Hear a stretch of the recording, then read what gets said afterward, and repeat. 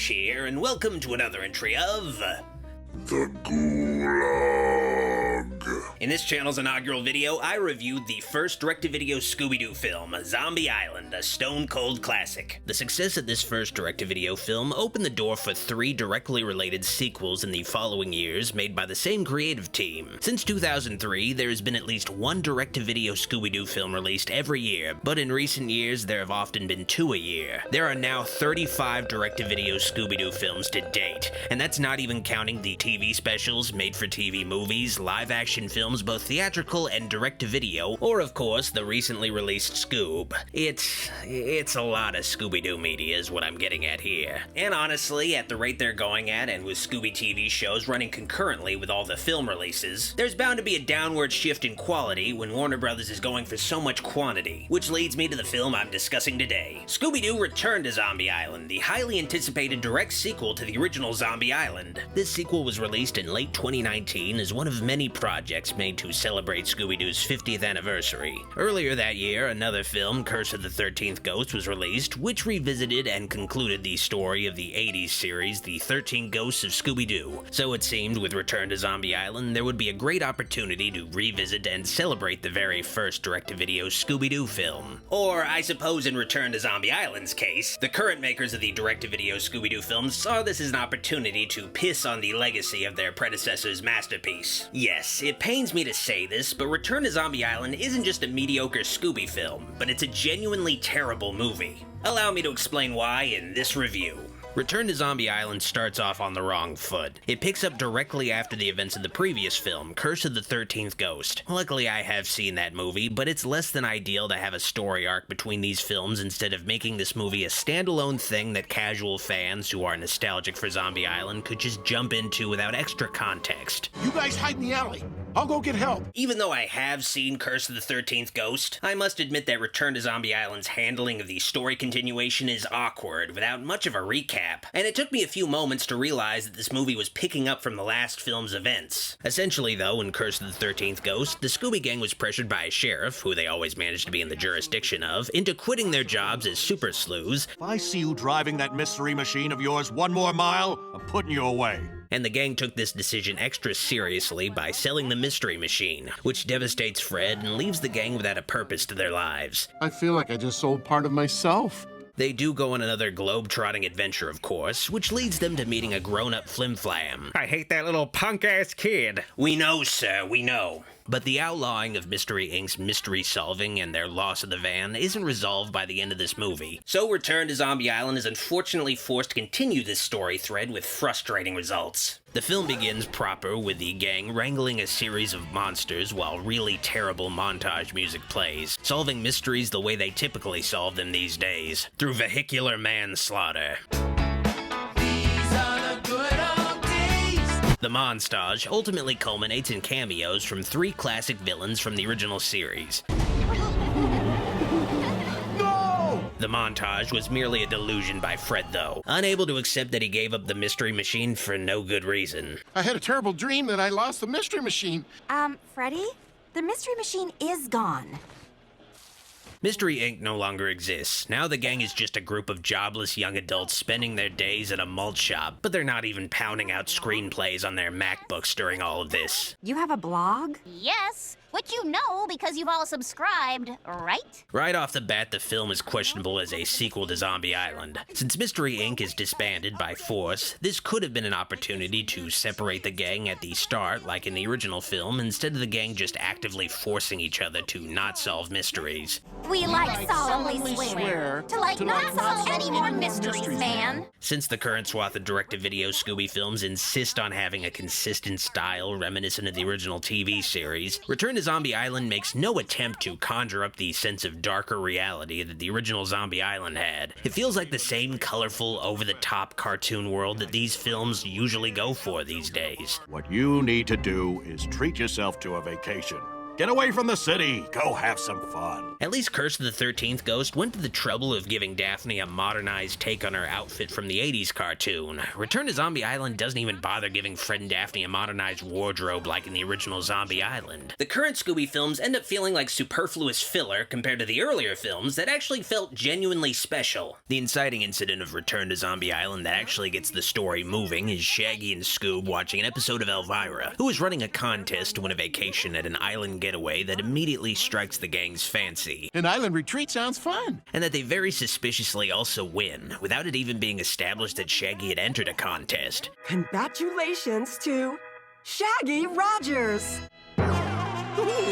If you're gonna give Elvira a thankless cameo, you might as well put some thought into it at least. Of course, the theme of this film is that no thought was put into any of it. Shaggy is allowed to bring up to 3 guests along with him, and 1 pet.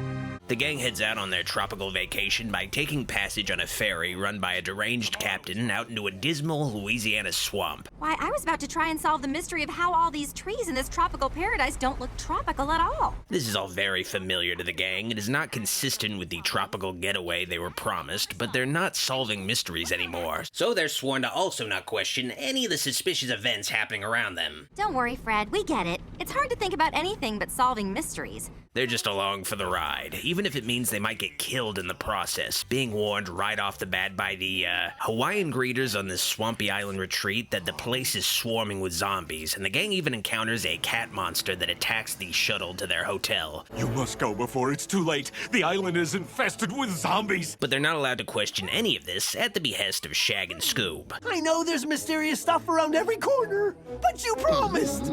It's really easy to hate Shaggy and Scooby in this movie. I know they go through a lot in these mysteries, but they're gigantic assholes in this movie. We could break this thing wide open. Break? As in break a promise? The gang is a bunch of willfully ignorant, one-dimensional characters for most of the film, looking the other way on anything obviously suspicious for no good reason beyond them needing to for the sake of this film's story. Did he just say to get out?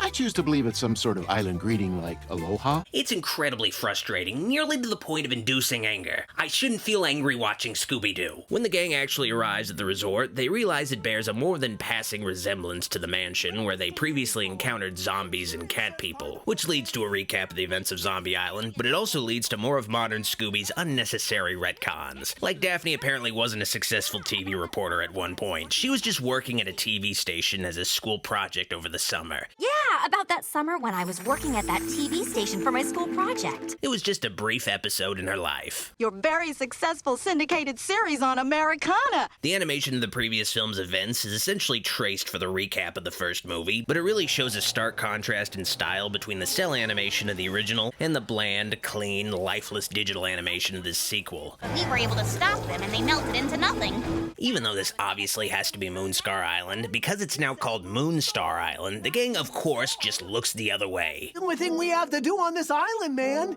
is relax. You know, you can have there be comedy without the characters being total idiots. The gang can still be competent as detectives, and funny stuff still can happen. This says Moonstar, not Moonscar. The gang is greeted by the hotel's manager, Alan, who introduces them all to the resort staff, all of whom resemble the suspects from the original movie. That's Jack, Linda, Mona, and Bugbite Stubbs. This is all very tedious, even for the characters in the film. Everyone seems so attractive. Despite all of this nonsense, the gang is still determined to enjoy their vacation, with Shag and Scoob feeling refreshed even as they get molested by zombies. Oh, now that is just gratuitous. Eventually, all of this culminates in a showdown with the zombies, as the gang barricades themselves from the oncoming horde. Alright, now this is where I'm gonna spoil the big twist of this movie. It's an extremely stupid twist that somehow makes this already pointless movie even more pointless. So you've been warned if you for some reason still want to see this movie. You fucking weirdo. The gang effortlessly traps the zombies, and after a cat monster-induced fire breaks out, the sprinklers reveal the zombies to just be the resort's staff members. Mona? Linda? I'm aghast! We're only halfway through the movie, though, so there's unfortunately more story that this movie needs to tell. This is a location, and we are in a movie. Essentially, Alan the hotel manager is actually a Hollywood director named Alan Smithy, which in reality is the pseudonym directors use when their movies are too bad to want credit for. Alan Smithy?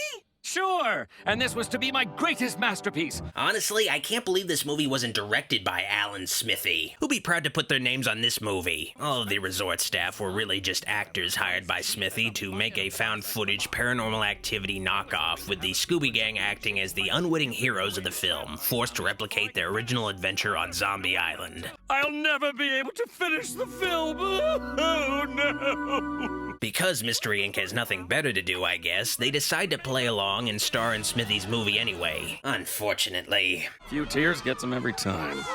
This movie didn't start out very entertaining, but it only gets worse once the initial threat is revealed to be a sham, and the plot becomes a series of vignettes documenting the gang's experience shooting a movie based on that one time they fought zombies and cat people for real. It becomes really fucking boring once it's revealed the film's just a standard Scooby-Doo mystery where you know the threat isn't real early on, and there's nothing really left to draw you in. The zombies were just victims of the cat people. Hello?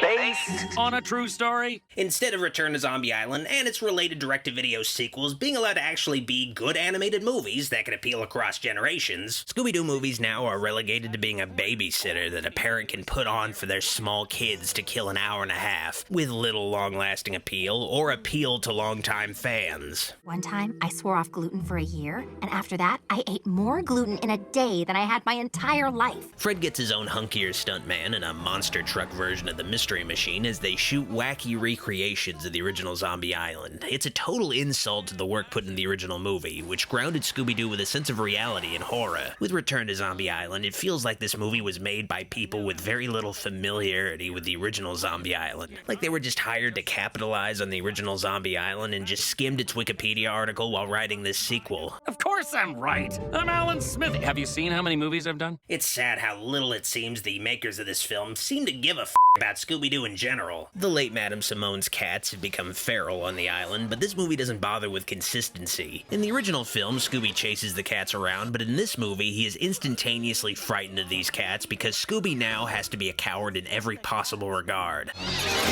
Rats!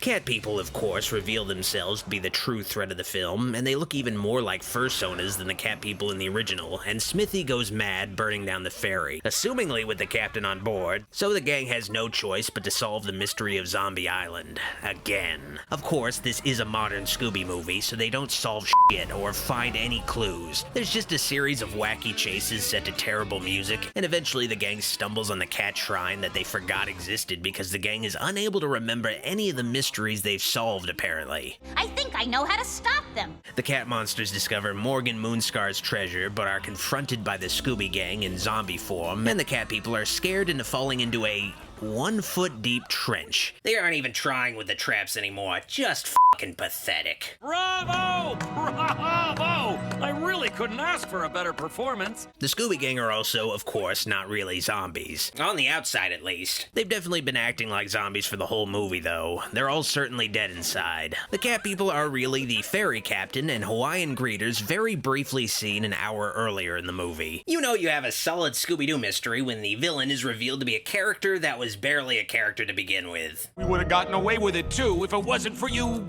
meddling whippersnappers. The island's feral cats reveal the location of Morgan Moonscar's real treasure, which Alan Smithy claims for himself. I've got a new dream.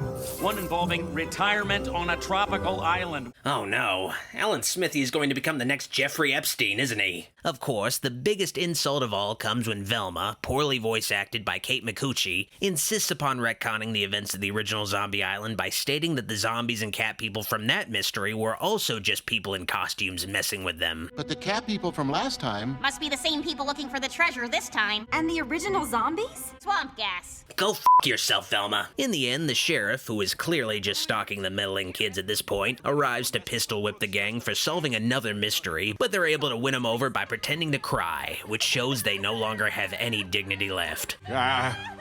Well, I guess, if you have to. And a few tears gets him every time. Things are brought full circle in the end credits when Elvira presents Alan Smithy's final film, Zombie Teenagers in the Island of Doom. And it turns out to actually be better than the movie we just fucking watched. Go figure. Return to Zombie Island is a genuinely terrible film with no reason to exist. It's a lazily written mess that barely makes sense that's capitalizing off the success of a classic made decades earlier. Worst of all though, it's boring. When you make a boring Scooby cartoon, that's when you know you f***ed up. If you enjoyed the first 4 direct-to-video Scooby movies, I'd recommend checking out Scooby-Doo Mystery Incorporated if you want a darker, scarier Scooby thing. That show's genuinely great, and it's available on Netflix. It's also the last really great Scooby thing that's been released to date. I don't recommend ever viewing Return to Zombie Island, though. I give Scooby-Doo Return to Zombie Island 1 Alan Smithy out of 5. Well, Dr. Wolfula wasn't kidding. That movie really did suck. But to make it up to you folks, my next vids will be reviews of the 3 live-action Addams Family films, followed by a review of the recent animated movie. So get subscribed to the Ghoulog today. I'll even have some Goosebumps videos here for you f***ing weirdos. If you liked this video, like it, and if you loved it, click the subscribe and bell buttons for more vids. I'd also like to thank these fine folks pledged to Doc's shoutout tier on the Dr. Wolfula Patreon for all their kind support. Thank you for watching, see you next time, you f***ing weirdos.